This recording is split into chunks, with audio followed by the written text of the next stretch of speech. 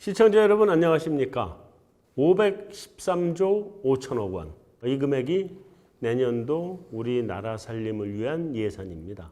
이제 매년 예산이 편성이 되면 우리가 역대급이다 이런 얘기를 하는데 그게 말이 많이 나오는 이유는 내년도 경제 성장률은 뭐 3%에서 4% 실질이 아니라 이제 경상 기준입니다. 뭐 그 정도밖에 안 나올 텐데 어쩌면 3%밖에 안 나올 텐데 내년도 예산이 증액되는 규모는 9.3%로 돼 있습니다. 그러니까 우리 경제 성장률의 한 3배 정도의 예산 증가율이 나와 있어서 이것이 일각에서는 나라 돈 막 헛쓰는 거 아니냐. 그렇게 방만하게 쓰다가 국가 부채가 너무 크게 늘어날 것 같다.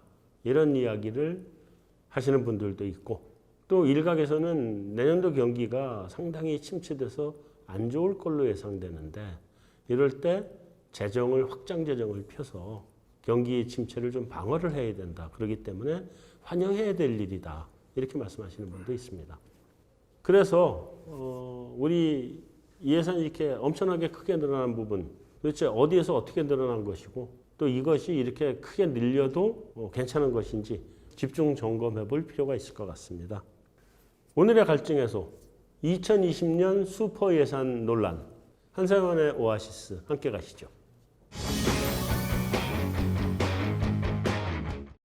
네, 오늘 함께 해주실 분 소개해드리겠습니다. 우리나라의 아주 유명한 재정 전문가 두 분을 모셨습니다. 한양여대 오문성 교수님 자리해 주셨습니다. 안녕하세요.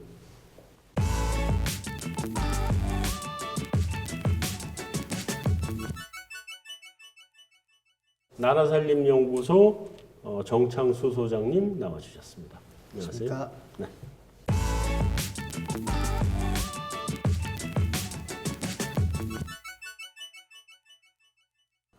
일단 소장님, 네. 예산안이 제출이 된 거죠, 국회에? 네, 그렇죠. 언제까지 확정되나요? 이게 이제 헌법상 12월 2일까지 통과가 돼야 되는데요. 네. 원래는 이제 그 전에 네. 90일 전에 제출했었었는데 네. 국회법이 이제 2015년에 바뀌어가지고 네. 그 지금 9월 이제 원래 10월 2일 날 제출하던 걸 네. 9월 3일 여태까지 네. 제출하는 걸로 바뀌었습니다. 네. 그래서 이미 8월 말쯤에는 네. 예산안이 좀 전반적으로 언론이라는데 배포가 됐었습니다. 다 배포됐고. 네. 그래서 지금 이미 이제 그 내용 가지고 뭐 얘기들이 이제 쟁점들도 많이 나와 있고 뭐 그러긴 한데 이게 12월 초 국회에서 통과되는 건 맞아요? 국회 선진화법 때문에 네. 원래는 이렇게 여야가 합의하지 않으면 의장 직권으로 12월 2일 날 통과하는 거였는데 네. 이게 작년에 깨졌죠. 그러니까요.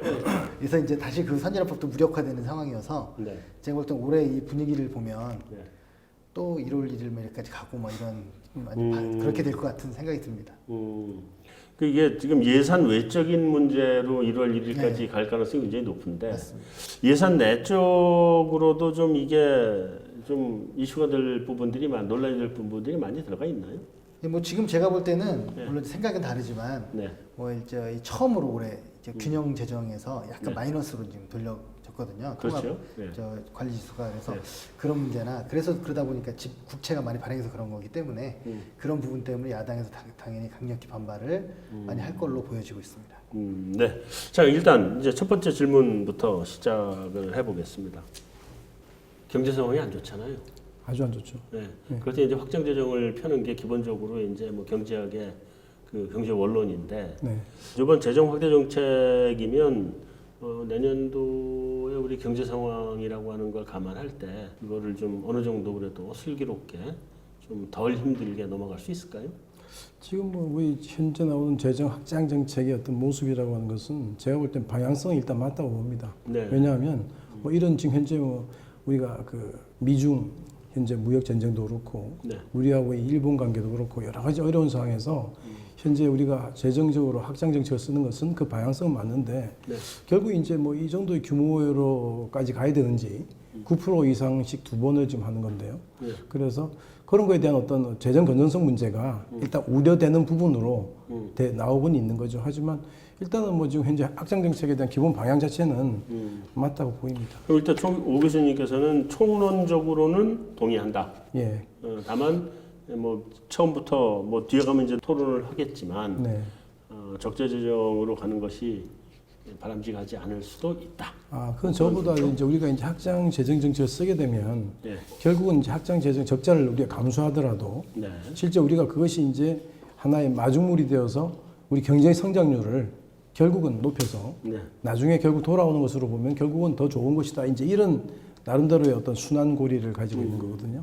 그런데 이제 그런 순환고리가 현재 경제 상황에서 이게 지금 맞을 것인가 하는 문제를 한번 또 생각을 해봐야 되는 것 같고, 다만 이제 현재 뭐 어떤 방향성에 대해서는 맞다고 하지만 현재 지금 우리 보면은 뭐 국가 채무가 몇 프로다 이렇게 나오잖아요. 네. 네. 그래서 뭐 국가 채무 40%가 우리 그 홍남기 장관도 40%를 넘기면 안 된다 뭐 이런 말도 할 뻔했는데 우리 대통령께서 그 말씀 하셨다고 하더라고. 40%에 대한 근거는 뭐냐 이렇게 말했다는데 실은 또 근거를 또 말을 잘 못한 것 같아요 보니까. 근데 실은 근거가 뭐냐가 아니라 이 40%를 자꾸 이제 우리가 다른 나라와의 어떤 그 절대적인 수치와의 어떤 그 비교를 통해서는 정말은 조금 이제 조심해야 할 부분이 있어요.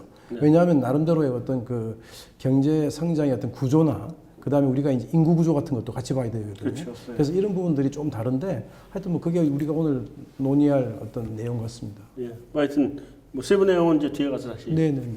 얘기를 하기로 하고. 정 소장님, 지금 다른 나라들은 지금 흐름이 어떤가요? 다른 나라들의 흐름에서 우리도 그게 크게 벗어난 흐름이 아니라 그러면 이건 경기 방어용이구나 이렇게 하고 넘어갈 수 있는 거고, 다른 나라는 다 이렇게 긴축으로 가는데 우리만 무리하게 확장으로 가는 거라면 좀 문제가 될 수도 있는 건데. 근데 뭐 일단은 좀 이렇게 물론 교수님과 저의 좀 약간의 생각의 차이가 있는데 벌써부터 좋습니다. 아직 안 보여줬는데. 환영합니다. 네. 이거 뭐냐면 방향은 이제 맞다고 하셨으니까 그거 동의를 하는데요. 이제 저는 이제 방향에서 방식이 항상 문제라고 보는데, 근데 방향에서 그 맞다고 말씀하신 것에서 저는 이제 기본적으로 그럼에도 불구하고 저는 아직 본격적이지 않다 이렇게 생각합니다. 아직 만시지탄이고, 네. 그리고 지금 사실 올해 통합재정 수지가 처음으로 내년도 예산이 마이너스예요. 네, 그렇죠. 2019년까지는 마이너스가 아니었습니다. 우리가 적자를 편 적이 없어요, 사실은. 그래서 이제 교수님 같이 물론 재정을 절약하고 관리를 잘해서 이렇게 뭐 그런 조심스러운 항상 자세가 또 필요하잖아요, 한쪽에. 그렇죠. 근데 저 같은 경우에는 굉장히 소극적인 재정 정책이었기 때문에 네. 우리가 어떻게 보면 지금 당장은 문제가 없지만 장기적으로 문제가 있을 수 있겠다고 생각을 하고요. 특히 16년에서 18년까지 우리나라의 초과 세수가 68조였어요.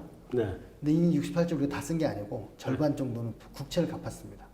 그러다 보니까 국채가 비율이 상승하지 않고 네. 오히려 감소를 한 측면이 있거든요. 그러니까 건전하죠. 근데 문제는 건전한데 정책은 타이밍이기 때문에 네. 이제 아끼지 않은 분들은 앞으로 돈 쓸 게 많기 때문에 지금 아껴야 된다고 말씀하시는 거고, 저는 또 반대로 앞으로 쓸 것을 더 절약하기 위해서라도 지금 적정 투자를 해야, 예를 들어 저출산 같은 경우에도 아끼다가 보면 우리 이제 어떻게 보면 나중에 집안이 망할 수도 있는 거니까. 네, 네. 그러니까 저는 뭐 이렇게 봅니다. 513조라고 하는 절대적인 어떤 수치에 대한 문제보다 실제 이 513조를 어디다 사용할 건지에 대한 문제. 그러니까 다시 말하면 우리가 이제 예를 들어서 가정도 그렇잖아요. 돈을 들여와서 어디 쓰는데 자기가 이제 일상적인 생활에 대한 어떤 그 문제를 해결하는 데 쓰게 되면 그 이유를 기대할 수가 없단 말이죠. 정부도 마찬가지다. 정부도 제가 보면 지금 이제 분야별 제가 재원 배분을 보니까 지금도 보건복지노동 쪽에 상당 부분이 좀 배정이 돼 있거든요. 그래서 지금 보게 되면 지금 환경이나 R&D나 산업, 중소기업 에너지 SOC 이런 쪽은 정말은 우리가 계속 쓰더라도 그 이후에 우리가 이제 다시 돌고 도는 하나의 선순환 구조가 가지고 있었는데, 정말은 이 보건복지노동 쪽에는 지금 우리가 말하는 소득주도 성장이나 이런 쪽이란 말이죠. 많이 주고 나서 거기서 소비가 일어나서 우리 경제가 일어난다는 그런 뜻인데, 그런 부분에 대한 비중을 좀 잘 조절해야 되지 않나. 그러니까 그러면 지출 항목에 대한 비율에 네, 그렇습니다. 정도 그 문제를. 비중 문제가 있다. 그러면 아니 두 분이 다 지금 이번에 우리 그 소위 얘기하는 슈퍼 예산이라고 하는 거, 슈퍼 재정이라고 하는 거에 대해서는 그렇게 큰 문제는 아니다라고 하는 것에 저는 슈퍼 재정이란 말 자체에 대해서 그 말 자체도 예. 말이 아니다. IMF 때 빼놓고 계속 슈퍼 재정이죠. 네. 그게 너무 프레임인 것 같아요. 네. 정부가 좀 더 커지면 안 된다든가, 뭐 이 재정 규모가 커지면 안 된다고 생각하는 이 사람들의 어떤 그 선입견이나 프레임이 작동해서 슈퍼 예산이란 말이 자꾸 나오는 것 같습니다. 근데 슈퍼 예산이라는 게 지금 보면 예산이 계속 커가는 건 뭐 정상적인 현상인데, 경제 성장이 이루어지면서 여기에 대해서 그 비율이 다른 데보다 많이 컸다고 하는 그런 말 때문에 아마 슈퍼 증가율이 좀 예, 높다? 증가율 때문에 슈퍼 예산에 쓰는 거니까 뭐 그 정도 쓸 수 있지 않나. 근데 이제 예를 들면 이게 상당히 추경을 하잖아요. 예. 추경이 포함해갖고 작년에 9.3%였어요. 그렇죠. 예. 그래서 올해가 2020년 예정이 더 적어요. 그렇게 되면 슈퍼가 아니라 이제 줄어드는 예산들을 많이 비율로만 비교한다면 네. 그렇게 해야 되는 거죠. 네, 알겠습니다. 두 분이 이제 초반부터 이제 이름 하나를 가지고도 이렇게 날선 공방을 좀 시작을 하셨는데 국가 채무 비율이 GDP 대비 40% 안팎으로 관리해야 된다. 아니다. 예산 편성에서 어떤 선을 넘으면 과하다.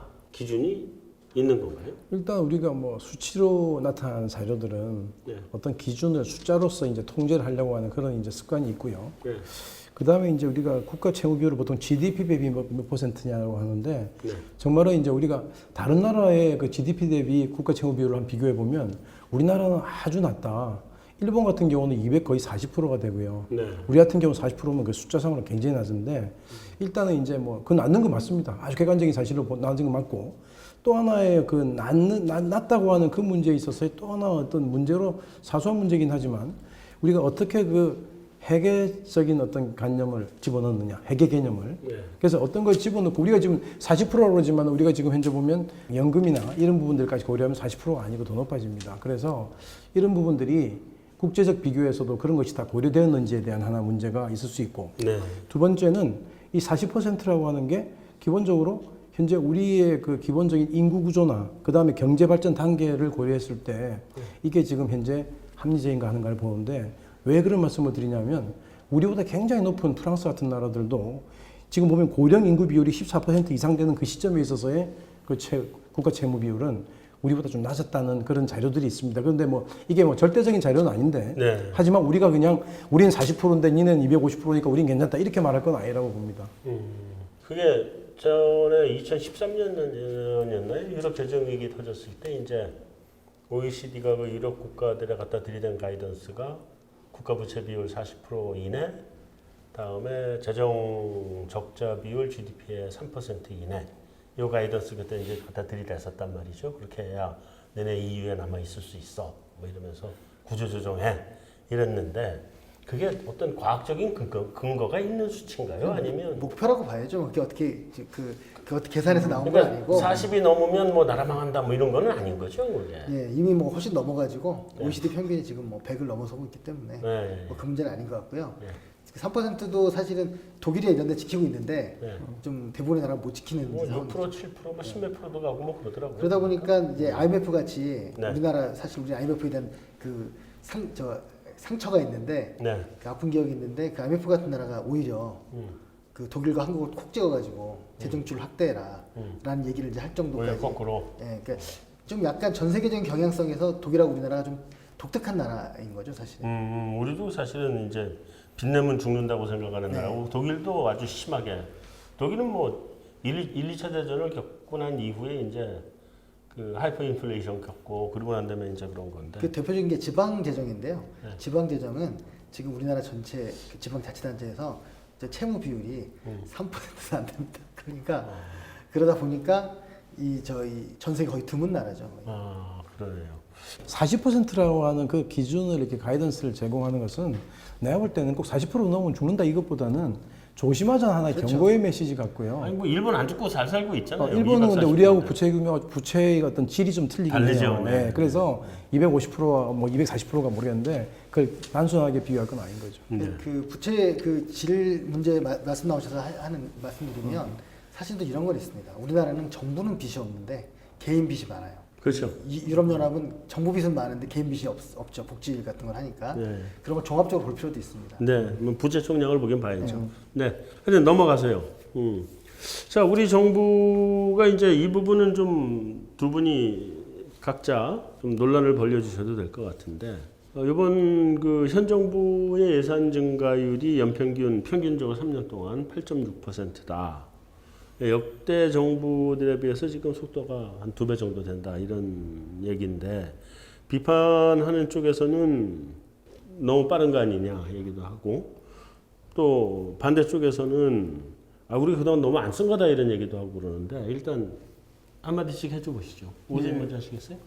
저는 뭐 이번 정부가 들어서 실제 그 문재인 정부가 이런 국가 예산에 대한 어떤 그 증가폭을 이렇게 늘린 것은 실은 뭐 우리 나름대로는 어떤 경기에 대한 부양을 네. 재정 정책으로 하겠다라고 하는 이제 그런 생각을 가진 것 같고요. 그 다음에 또 하나는 뭐 우리가 초기에 지금 현재로서는 그렇게 크게 부각되지는 않고 있지만 이 소득 주도 성장이라고 하는 그 부분에 있어서 지출이 많이 있었죠. 네. 그래서 그런 부분들이 이제 했는데 제가 볼 때는 이게 뭐 재정 건전성 이래서 괜찮겠냐 그러면 저도 뭐 신이 아닌 이상 거기에 대해서는 대답은 못하지만 다만 이제 이런 어떤 재정 건전성의 문제를 어찌 보면 결국은 이제 그 트레이드오프 관계에 있습니다. 재정 건전성의 문제와 네. 재정 지출을 통해서 경기를 부양시키는 이 두 가지의 문제는 어찌 보면 뭐 이게 양쪽에서 한쪽으로 기울면 한쪽 올라가는 거 아닙니까? 네. 그래서 결국은 그래서 결국 경기가 부양이 되어서 거기에 대해서 리턴이 좋으면 거기에 대해서 결과적으로 좋은 것인데 그렇지 않을 가능성이 많다라고 보면 이걸 좀 이제 좀 조심을 해야 되는 부분이죠. 근데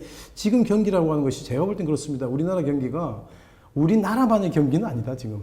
전체적으로 선진국들의 경기 자체가 네. 현재 뉴노멀이라고 하는 말로 대변되듯이 상당 부분 어떤 성장률이 둔화되고 있는 상황이기 때문에 네. 이런 국가들이 여기에 대해서 우리만 이렇다고 보는 것은 조금 뭐 특수한 상황도 있지만 그렇지는 않은 것 같습니다. 맞습니다. 그렇기 때문에 다른 나라는 다 확장적 재정비를 이미 하고 있는데 우리만 안 하고 있다가 이제야 지금 하는 거라고 볼 수 있고요.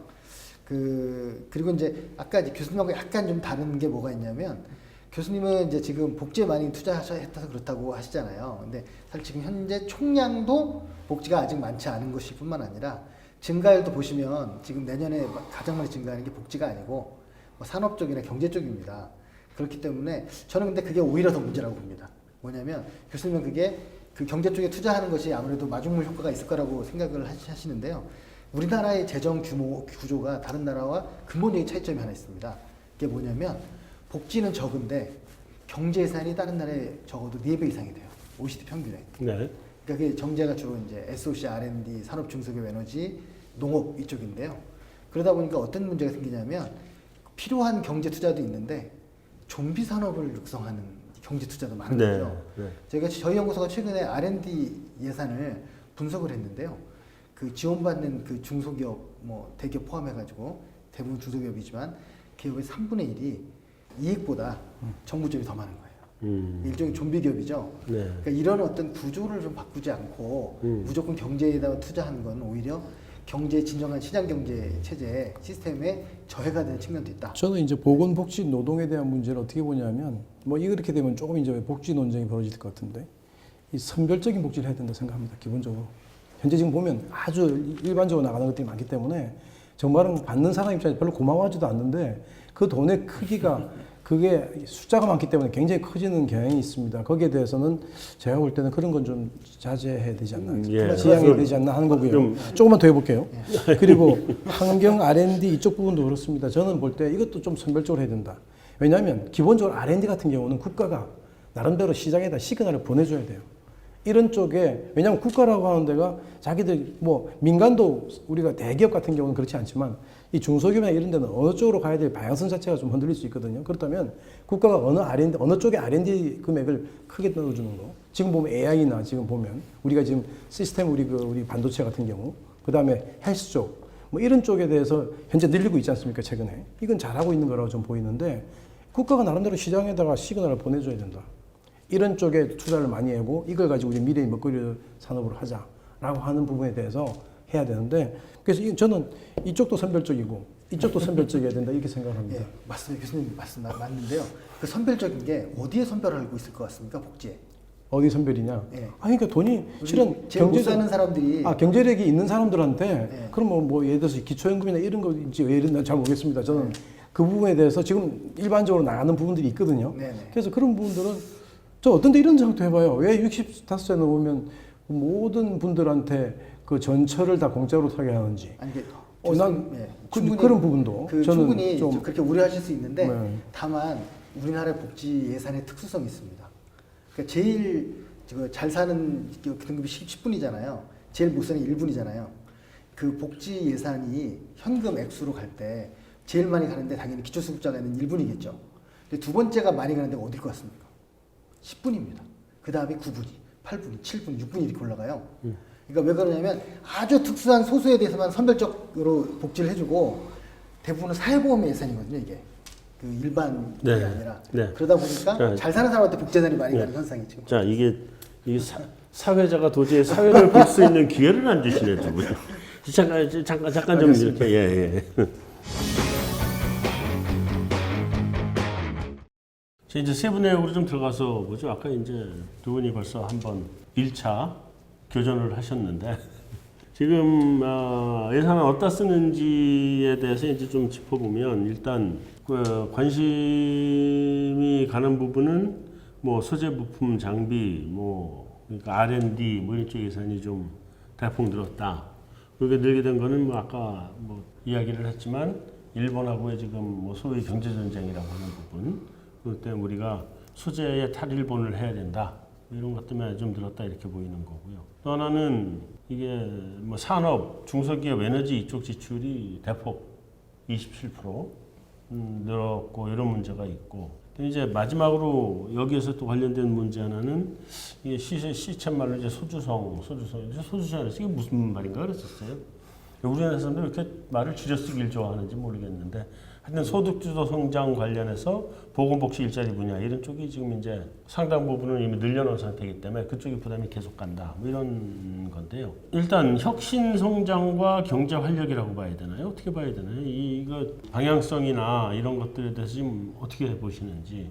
그러니까 뭐 저는 이제 항상 규모와 방식을 같이 봐야 된다. 네. 이제 그래서 양과 질이죠. 양과 질을 같이 봐야 되는데 지금 일본의 문제도 있고 뭐 이렇기 때문에 경제 분야를 지금 당장 줄이자고 하기에는 제가 무리가 있다는 걸 알고 있습니다. 다만 다른 나라보다 현격히 많다는 사실을 우리가 좀 인지하고 있어야 인정해야 된다. 인지하고 있어야 되고 그 유럽이나 이런 데서도요 복제산이 많이 늘어난 게 왜 북유럽 이런 데가 잘 되냐면 거기가 복지를 많이 해서 그런 게 아니거든요. 방식의 문제거든요. 그쪽에서 주로 이렇게 안전망에 대한 확대를 많이 하면서 오히려 국력을 줄이더라도 네. 그래서 오히려 기업들한테 그 회사 복지라든가 이런 부분에 부담을 덜게 해줬기 때문에 네. 경쟁력이 살아나는 측면도 있거든요. 창의성이 높아지고 네. 왜냐하면 2년씩 실업급여 주고 이런 게 그런 거잖아요. 네. 그렇기 때문에 저는 좀 방향을 좀 바꾸고 와야 된다. 예를 들면 2019년 예산이 18년 예산에 비해 차이가 겨우 1.4%입니다. 그러니까 신규 예산이. 그 얘기 뭐냐면 이명박 정권 때 하던 거 박근혜 정부 때 그대로 똑같이 하고 박근혜 정부 때 하던 걸 문재인 정부가 똑같이 하고 있어요. 사이즈만 좀 조절하면서. 그리고 약간 몇 조 어디 들어가고 이런 것 때문에 문제는 그것만 보고 계시는데요. 대부분 전체가 어떻게 가고 있는가를 봐야 된다고 생각을 하고요. 그런 측면에서 보면 지금까지 그 예를 들어 일자리 예산이다. 그런 것들 보면 한시적 일자리에 쓰거나 아니면 기업에 줘요. 네. 기업한테 돈을 주면 기업은 당연히 인건비를 깎는 데 쓰죠. 그 돈을. 이 직접 지원을 했으면 훨씬 낫다는 보고서가 지금 많이 나오고 있기 때문에 네. 그런 부분에서 방식을 좀 바꿔야 된다는 생각이고요. 또 하나 이번에 가장 그 큰 예산 크게 증가한 예산 중에 하나가 금융융자 예산이에요. 33조였던 걸 39조로 무려 6조나 늘었습니다. 네. 그러니까 정부가 왜 금융을 계속 해야 되는지에 대한 근본적인 문제제기가 있어야 된다고 보고요. 다른 나라는 정책금융이 GDP 1%도 안 되는데 우리는 지금 7%가 넘습니다. 네. 계속 그게 이제 관치가 지금 남아있는 곳이기 때문에 네. 그 부분을 좀 개선해야 된다고 생각합니다. 지금 뭐 전반적으로 우리 올해 이제 그 예산에 대한 분야별 그 재원 배분을 보면 아까도 말씀드렸지만 이 보건복지 노동하고 그 다음에 이제 환경 R&D, 뭐 SOC 이런 쪽인데요. 최근에 보면 SOC 사업 같은 경우는 작년에 별로 안 늘렸습니다. 그걸. 그래서 이번에 이제 늘린 거는 나름대로는 올해의 어떤 그 예산 책정이라고 하는 것은 성장에 더 맞췄다라고 하는 뭐 그런 생각이 들고요. 그래서 이제 뭐 저는 생각이 마찬가지입니다. 이 보건복지 노동 쪽의 문제는 결국은 이제 그 나름대로는 그 사회에서의 어떤 그 구성원들 간의 합의라고 하는 거. 정말은 우리가 지금 스웨덴이나 덴마크 같은 그런 복지의 어떤 수준을 기대하는 게 저는 아니라고 봅니다. 네. 우리의 그 국민들이. 그래서 그런 부분들에 대해서 너무 이걸 이 보편적 복지를 통해서 어찌 보면 그냥 이 많이 사용되는 예산들은 저는 볼 때는 줄여야 된다고 보고요. 우리 일자리 부분도 뭐 공공 부분이나 이런 쪽의 부분을 임의적으로 늘려서 그 일자리를 늘려가지고 거기에 일자리에 들어온 그런 인원들이 뭐 소득이 늘고 그런 소득으로 인해서 소비가 늘고 뭐 이런 어떤 소득주도 성장이라고 하는 것이 정말은 최근에 뭐 저도 이런 말을 좀 하긴 그렇지만 이 소득주도 성장이라는 게 현 정부도 크게 지금 기대를 걸고 있지 않는 그런 상황이기 때문에 그 부분에 대한 예산은 좀 줄여야 되고 다만 여기에 이제 산업 경쟁력을 강화하는 이런 쪽에는 정말 아까 그게 이제 생각이 확실히 틀리던데요. 이쪽 부분을 늘려야 되는데 이걸 늘리게 되면 이제 좀비 기업까지도 받는 거 아니냐 그런데 그거는 이제 나름대로 그 이제 운용의 문제죠. 그걸 늘려서 그걸 주는 그쪽에서는 운용의 어떤 묘를 우리가 발휘하면 되는 것이고 이걸 늘렸다고 해서 좀비 기업까지 가는 건 저는 아니라고 봅니다. 네. 일단 두 분이 한 말씀 하실 거 있으면 하세요. 아니 왜냐면 OECD 평균의 경제 분야 예산 재정 규모가 5%예요. 네. 근데 우리가 20%거든요. 예. 그러니까 양이 적어서 생긴 문제가 아니고 방식에서 크게 생겼고요. 제가 요번에 저기 정권 처음 시작할 때 예산으로 먹고 사는 조직을 저한테 알려달라고 해서 저희가 14,000개 알려줬거든요. 그러니까 대기업, 공공기관, 그리고 좀비기업 이쪽의 생태계가 너무 큰 거죠. 진짜로 필요한 곳에 돈이 가는 게 아니라 그런 쪽에 원래 있던 네트워크 중심으로 가기 때문에 이 부분에 가는 돈들을 줄여야 된다. 그런 생각을 합니다. 그렇다면 이번에 R&D 그 소재 부품 장비 쪽으로 해가지고 예산을 과감하게 늘렸잖아요. 17% 넘게 늘렸는데 이건 뭐 긍정적으로 평가하시나요? 예, 뭐 그건 늘리는 거 저는 반대하지 않는데 예. 다른 곳에 계속 꾸준히 가는 돈들이 있어요. 예. 이제 그런 부분에 그러니까 대해서 이거를 집중해야 줄이고 네. 효과 효율화하고 이렇게 돈을 이쪽에 써야 된다. 예. 저는 이제 그런 말씀 듣다 보면 이제 어떤 생각이 드냐면 우리나라 예산도 그렇고 조세 지출의 문제도 그렇고 예. 전부가 이 제로 베이스 버짓에서 시작을 안 하는 거예요. 안 하잖아요. 항상 보면 여기 있는 거에다 조금 더 붙이고 빼고 이거 하거든요. 예. 근데 그런 데서는 상당히 좋은 안이 나올 수가 없어요. 저는 이제 기재부 세제실에서도 이제 그 세제실에서 우리 조세법 새로 입법하는 과정에서도 보면 조금은 이제 그런 측면이 좀 덜하게 보입니다. 예. 항상 보면 꼭지가 많고 개정되는 법안이 엄청 많은데도 불구하고 이렇게 쳐다보면 일반적이고 그냥 보통 평소에 봐오던 거에 조금 양이 좀 늘고 줄고의 문제지 그런 부분들에 대해 그죠? 배려가 좀 적다는 생각을 정확히 알고 계신 것 같고요. 저는 이제 저희가 숫자만 저희 보고 있으니까 그러는데 그 아까 말씀드린 1.4라고 그랬잖아요. 네. 새로운 예산이 작년엔 정권밖에 1.7이었고 네. 그전에 0.4였어요. 이게 무슨 말이냐면 하던 것만 계속 한다는 거거든요. 음. 기재부 하는 역할이 전반적인 총괄 기획 기능을 하는 게 아니라 기존에 있는 거 약간 느리고 줄이고 하는 약간의 관리, 미미한 관리 기능을 맞습니다. 하고 있어요. 예. 그래서 저는 수문장이라고 표현하는데 기획 기능을 하는 수문장 기능을 하는 게 아니라 아끼기만 하자 절약자 기능만 하고 있어서 40% 논쟁이 거기서 나오는 거다. 그래서 생각을 합니다. 뭐 동의합니다. 네. 넘어가서요. 산업에 관한 얘기는 충분히 하셨으니까 이번에 대폭으로 들었는데 이거는 어쨌든 용처를 좀 잘 골라서 써야 된다 이런 말씀으로 전 알아듣겠고 근데 이제 돈이 또 우리도 상당히 많이 지금 들어가고 있는 부분이 그 보건복지 일자리 이런 쪽이잖아요. 그래서 이 정부의 그 경제성장에 대한 기본 그 추구하는 어떻게 보면 이념이라고 할까? 소득주 성장했잖아요. 이거 하면 일자리 창출하고 세수 등재 증대 쪽에 선순환 구조가 만들어지나요? 그게 사실은 궁금한 부분입니다.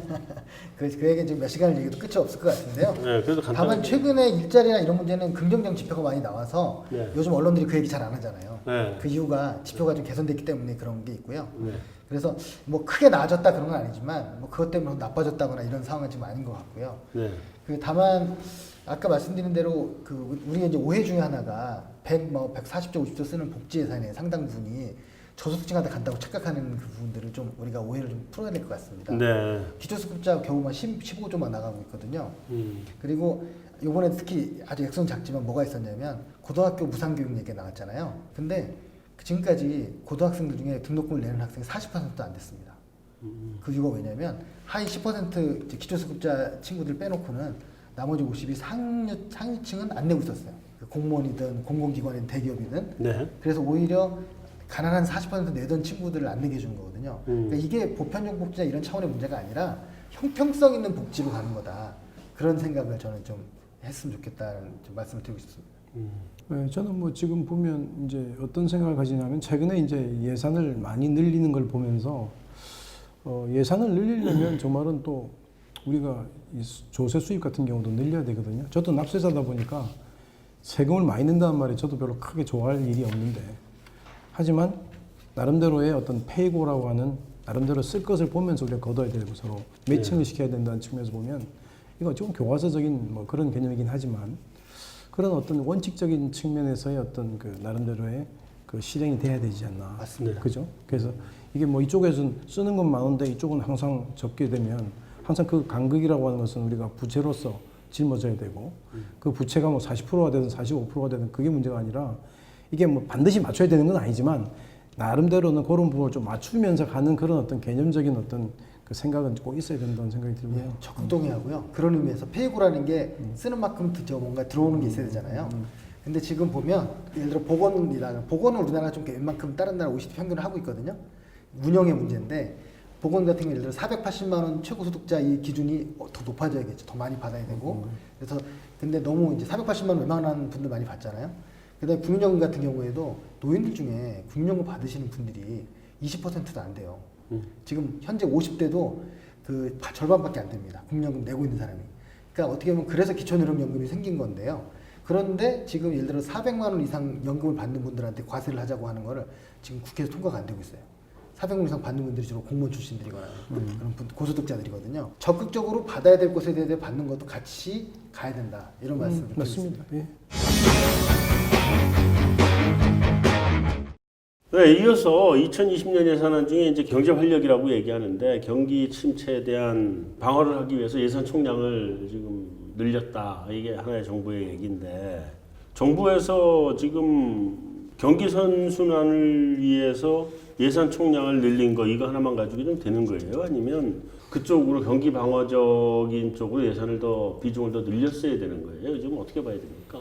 저는 이제 위기가 기회라고 생각을 하는데요. 네. 그런 면에서 뒤집어 놓으면 예, 방어적인 부분들은 최소한은 해야 되겠지만 네. 그거보다는 이 기회에 네. 산업의 체질 개선이라든가 네. 중장기 투자나 이쪽으로 가야 된다고 보고요. 네. 그게 예전에 이제 한 20년 전에 그 IMF 때 네. 그 IT 투자했던 게 우리 효과를 봤던 것처럼 네. 그렇게 가야 되는데 지금은 양적인 측면에서도 그만큼 충분한 것 같은 느낌이 없고 네.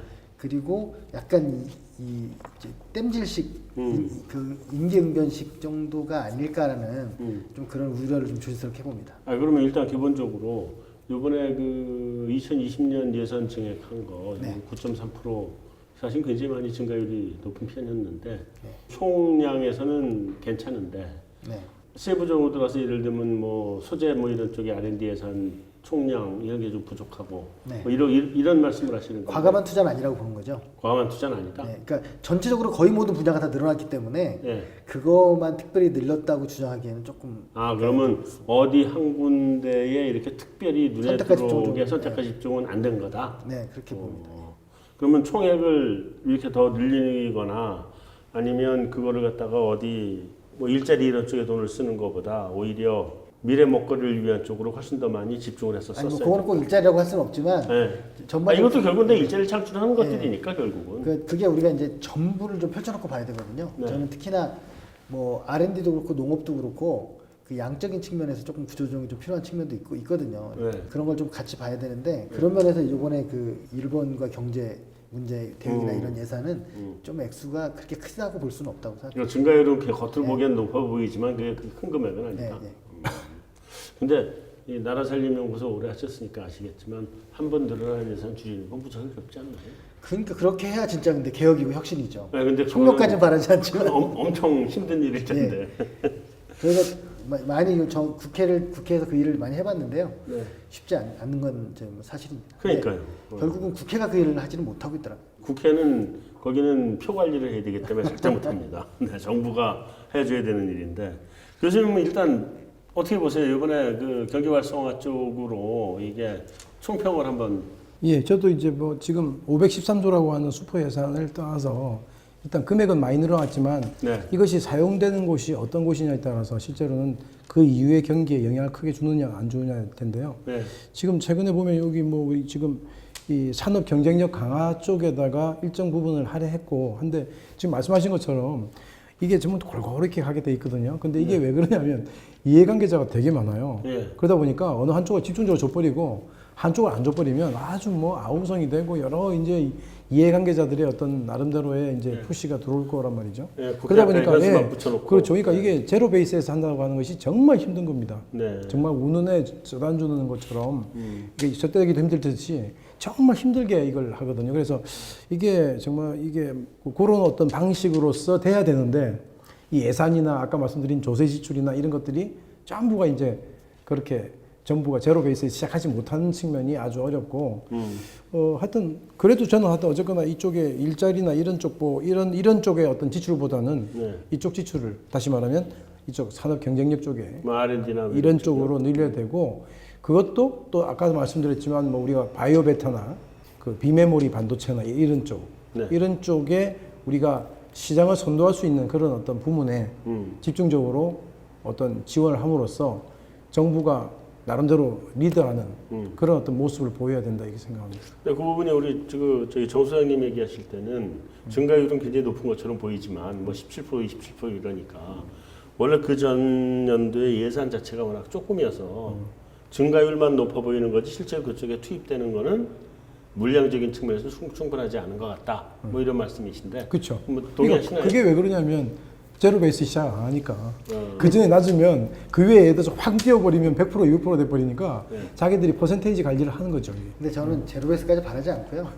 그 아까 1%대라고 했는데 이 점중주의란 말이 그 키라고 하는 경제학자가 처음에 얘기를 했는데요.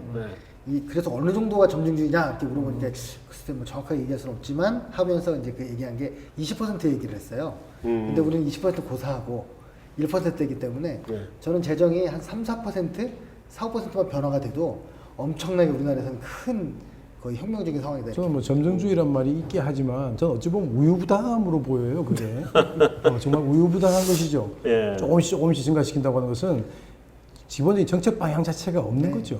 그러니까 최소한 어느 분야를 증가만 안 하게 해도 큰 변화가 되는데 그걸 못 하는 거죠. 관료들끼리의 나눠 먹기가 너무 큰 거고요. 아까 초반에는 둘이 이렇게 한참 대포를 쏘고 미사일을 날릴 것처럼 것이더니 이제 한꺼번에 저쪽으로 이렇게 가는데 말씀하셨던 것 중에 지금 R&D나 이런 우리 산업 경쟁력을 키우는 이쪽이 예산이 일각에서는 작다는 얘기도 있고 또 일각에서는 예산 작지 않다, 충분하다. 이거를 여러 군데 막 찢어버리고 또 사용하는 방법이 잘못돼서 그런 거다. 그런 얘기를 하기도 하거든요. 근데 사용은 어떤 식으로 사용해야 실제로 이게 효과가 나올까요? 근데 뭐 정부 지출이라고 하는 거, R&D 쪽의 정부 지출은 이건 하나의 정부 지출 쪽을 얘기하는 거고요. 네. 그 아까 말한 조세 지출이 또 있거든요. 이쪽 감면, 이쪽에 조세 감면 해주는 게 많아요. 근데 R&D 쪽의 감면이 굉장히 금액이 큽니다. 그리고 그건 대부분 대기업들에 집중돼 있어요. 왜냐면 R&D 할 수 있는 능력 자체가 대기업밖에 없기 때문에 그러다 보니까 우리나라 대기업의 뭐 법인세율이 실효세율 낮아지고 하면 이런 쪽이거든요. 그래서 보면 우리가 R&D 쪽에 뭐 대단히 뭐 많이 해주는 그런 국가로 보기도 힘들지만 이 정도면 저는 나름대로는 열심히 정부가 R&D 쪽에 지원을 하고 있다고 저는 생각합니다. 근데 그렇다고 하면 대기업은 그럼 R&D를 하면 R&D 한 거에 대해서 이제 조사 감면을 충분하게 받으니까 그러면 지원 충분하다 그러면 오히려 그런 조사 감면 혜택을 받지 못하는 중소기업이라든지 벤처 쪽에는 이 R&D 예산 자체를 좀 늘리고 집중적으로 쏟아 부어줘야 될 필요가 있는 거 아닌가요? 그렇죠. 근데 그 실제로는 적지 않은 정도가 아니라 굉장히 거의 톱 수준이고요, 우리나라가. 국민 1인당으로 치면 톱이고. 근데 또 우리나라의 또 특수성이 그 기술 수출한 액수와 수입한 액수를 했을 때 거의 없거든요, 그게. 우리 대부분 수입이죠. 네, 수입이죠. 그러니까 그럼 도대체 R&D를 해서 무엇을 하고 있는 것이냐라는 비판을 이제 하고 있는 건데요.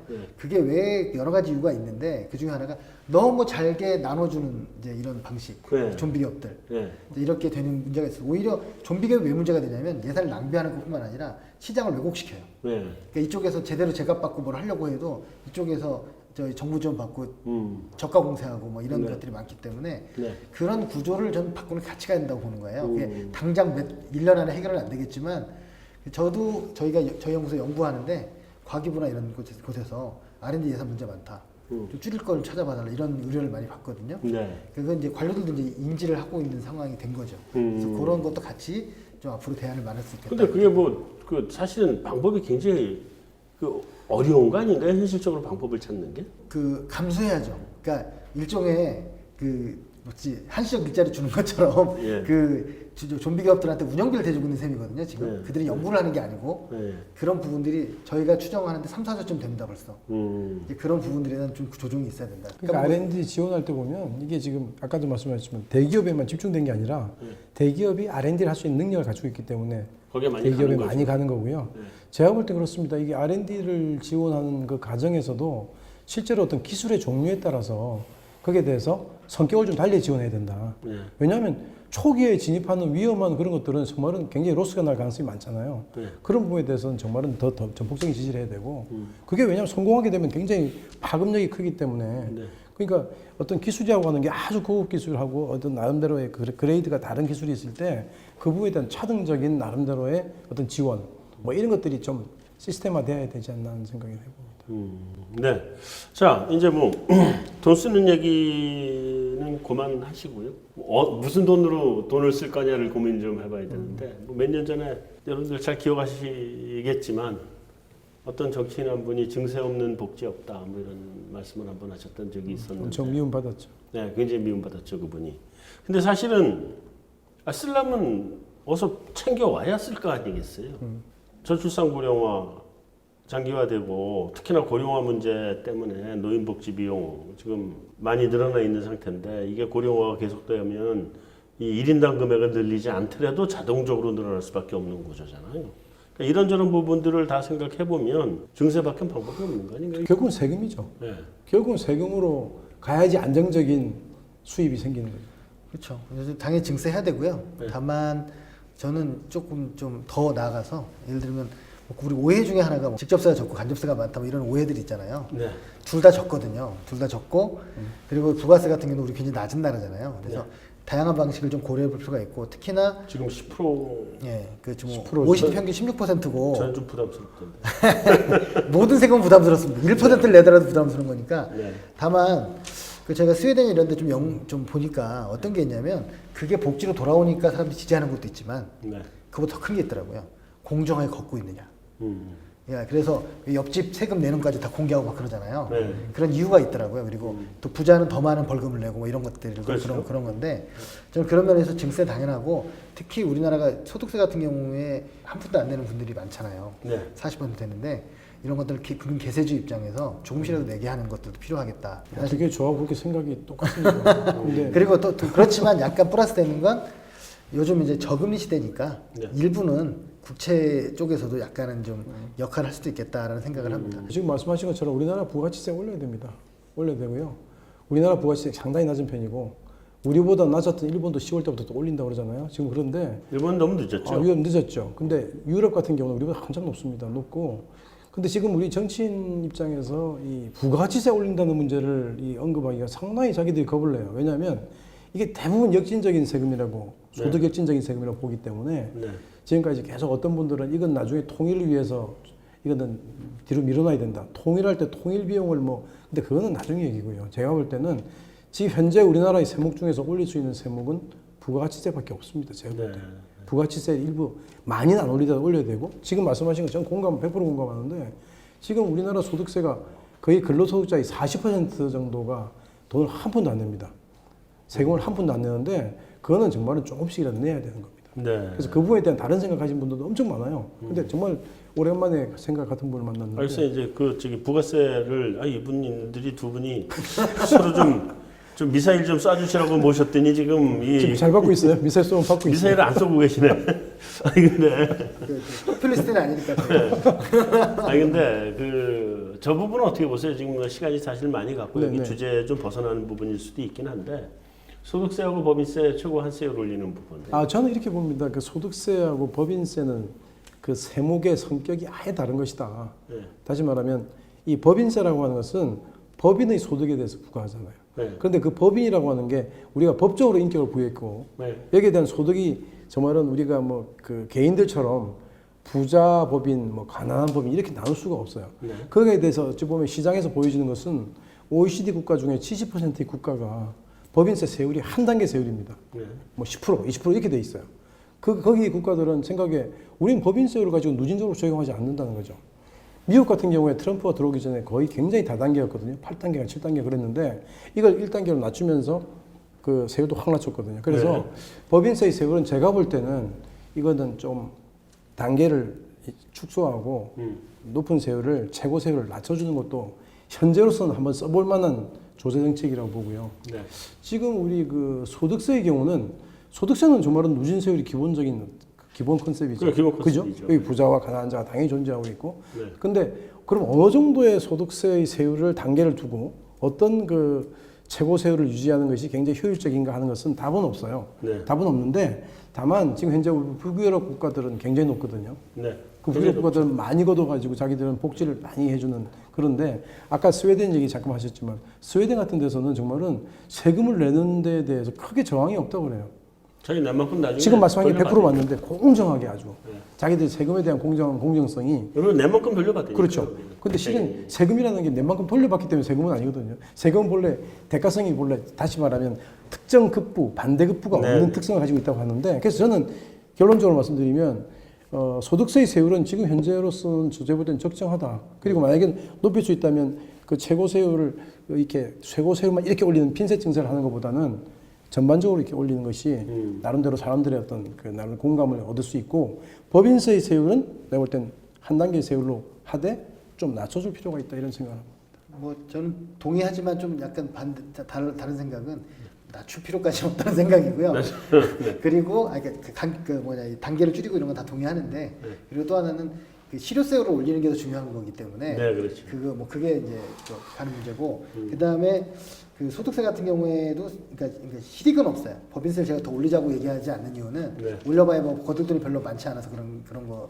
그래서 참여연대 같은 단체들도 올리자는 소리는 안 합니다. 네. 네, 그런 게 있고요. 그다음에 소득세 같은 경우에도 그 지금 사실은 뭐 4%가 95%를 내고 있기 때문에 네. 그 올리는 건 어떤 정치적인 상징적인 의미는 있지만 크게 뭐 실익은 없거든요. 그래서 아까 말씀드린 개세. 네. 그러니까 알겠습니다. 밑에서 조금 올리면 네. 전반적으로 많이 내고. 모든 사람들이 다 근데 조금씩 보다 더 내고. 저한테는 더 중요하게 여겨지는 건 뭐냐면 사회보험이에요. 사회보험이 이런 소득세나 이런 거에 비해서 굉장히 재분배 기능이 약해요. 그럼 그게 좀 올릴 필요가 있다는. 네. 자, 이제 두 분 다 끝인 것 같고요. 이제 마지막으로 마무리 말씀 한마디씩 해주시면. 그 저희가 전체적으로 같이 교수님이나 저랑 같이 보기 때문에 네. 그 세입 측면에서는 크게 이견이 없고 네. 세출 측면의 방식에서 이제 이견이 있는 것 같고요. 네. 근데 이제 저는 아무튼 마지막 말씀드리면 재정 건전성은 수단이지 목표가 아니다. 우리는 왜 국가를 운영하는가? 이런 결국 국민의 어떤 행복과 그리고 또 이제 지속 가능성 이 두 가지가 중요하다고 생각을 하는데 네. 지속 가능성이 우리가 예전에 소득이 1,000불, 2,000불일 때는 그 기업에 투자하고 뭐 이런 것도 중요했는데요. 네. 지금 우리 규모가 3만 불이 넘어가는 상황에서는 오히려 시장을 왜곡하는 역할을 정부가 하고 있기 때문에 네. 시장이 보다 시장 기능을 할 수 있게끔 보장해주고 그리고 국민들한테 사회 안전망을 주어서 네. 가는 게 올바른 방이라고 생각하고 북유럽이 저렇게 되는 건 복지를 많이 해서 저는 북유럽이 부러운 게 전혀 아니고요. 네. 계속 창의성이 높고 성장률이 높고 왜 그럴까? 복지를 많이 해서 그런다고 생각을 하지 않습니다. 네. 같은 복지를 해도 망하는 나라가 있기 때문에 어떤 방식의 복지냐가 굉장히 중요하다 이런 생각을 합니다. 알겠습니다. 보겠습니다. 뭐 이런 얘기를 할 수 있을 것 같아요. 법인세율을 낮추면 우리가 언뜻 보면 이게 기본적으로 세수가 감소할 것이다 라고 생각을 하지만 이 법인세율이라고 하는 것은 그렇게만 기능하는 것이 아니다. 법인세율을 낮춤으로써 그 기업에 대한 경쟁력을 제고시키면 그것 때문에 더더욱이 경제가 설정해서 실은 법인세 넣을 수 있거든요. 네. 그것처럼 지금 우리의 이제 재정 확대 정책도 나름대로는 재정 확대 정책을 쓰는 이유는 딱 하나입니다. 경기 활성화 시키는 건데 경기 활성화와 재정 건전성에 나중에 이제 어떤 트레이드오프 관계가 당연히 형성이 될 것이고 네. 이 부분에서는 제가 금방도 말씀드렸지만 어떻게 써서 이거를 우리가 그 어떤 포커싱을 하느냐 이후에 어떤 경제에 긍정적인 어떤 효과를 발휘할 수 있게끔 잘 써야 된다는 생각을 해보고요. 그래도 재정 건전성 문제는 항상 우리가 염두에 둬야 돼야지. 실은 어려운 그 어떤 나라들을 여러 번 봐왔지 않습니까? 네. 그래서 그런 거 신경 써야 된다 생각합니다. 네, 오민성 교수님 감사합니다. 정창수 소장님 감사합니다. 네. 뭐 재정 정책이라고 하는 게 경기를 뭐 회복시켜준다 아니다 뭐 효과가 있다 없다 논란은 많이 있습니다만 경기가 하강할 때 그 국민들이 겪게 되는 그 어려움을 감해서 덜 어렵게 넘어갈 수 있게 해준다는 효과는 확실하게 있는 것 같습니다. 또 한 가지 우리가 지금 고려를 해봐야 될 점은 우리 이번에 일본하고의 이런 갈등 상황에서도 봤듯이 이 우리 경제라고 하는 것도 이 뿌리가 튼튼하지 못하면 이 사상누각이 됩니다. 그래서 아무쪼록 그 2020년 내년도 예산 그리고 내년 예산뿐만이 아니라 그 이후에 2030년, 40년까지 우리가 내다볼 수 있는 미래까지의 예산을 정부가 이런 두 가지 관점, 경기를 어떻게 우리가 어려울 때 방어를 해줄 것이냐, 그리고 이 재정이 어떤 목적으로 쓰여야 될 것이냐, 그래서 어떻게 잘 효율적이게 활용되어야 될 것이냐 하는 두 가지 관점을 가지고 예산 편성이 이루어졌으면 좋겠습니다. 자, 이제 예산안은 국회 여의도로 가 있는 상태고요. 지금부터라도 좀 열심히 보셔서 내년도 예산 좀 아주 보기 좋게 효율성 있게 짜임새 있게 만들어 주시기를 바라겠습니다. 한성원의 오아시스 여기서 마치도록 하겠습니다.